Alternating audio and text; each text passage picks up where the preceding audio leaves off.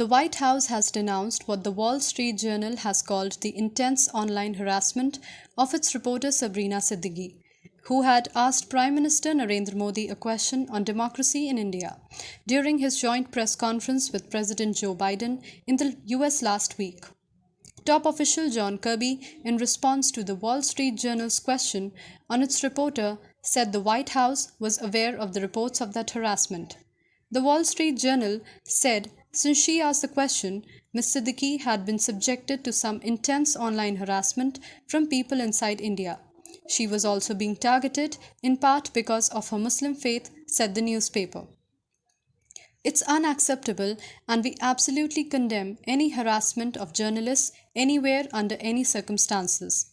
That's completely unacceptable, and it's antithetical to the very principles of democracy that, you are right, were on display last week during the state visit, said Mr. Kirby, who is the White House National Security Council Coordinator for Strategic Communications. After Mr. Kirby's statement, the White House Press Secretary, Karine Jean-Pierre, went to the podium and said, I just want to reiterate a little bit what John said.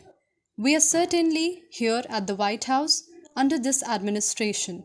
We are committed to freedom of the press, which is why we had the press conference last week. So just want to remind folks, that's why we had the press conference last week.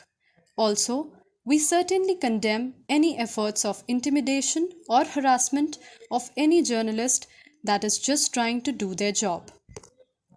Responding to Ms. Siddiqui's question at the press conference after his bilateral talks with President Biden on Thursday, PM Modi had said there was no question of discrimination in India because his government followed the constitution. The journalist said many human rights groups talked about discrimination and silencing of critics in India. What steps are you and your government willing to take to improve the rights of Muslims and other minorities in your country and to uphold free speech? She asked. I am surprised at what you said. We are a democracy. Democracy is in our spirit and flows in our veins. We live and breathe democracy. It is in our constitution, the Prime Minister shot back. If there are no human values and human rights, there is no democracy.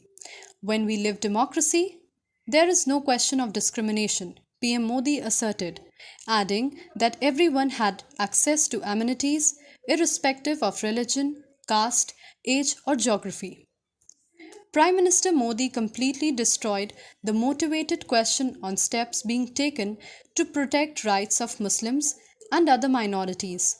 In his response, he didn't mention Muslims or any other denomination, spoke about constitution, access to government resources based on eligibility, and no discrimination based on caste, creed, religion, or geography. After President Biden's cold response to a similar question, this was another blow to the toolkit gang, tweeted Amit Malviya, the head of BJP's IT cell.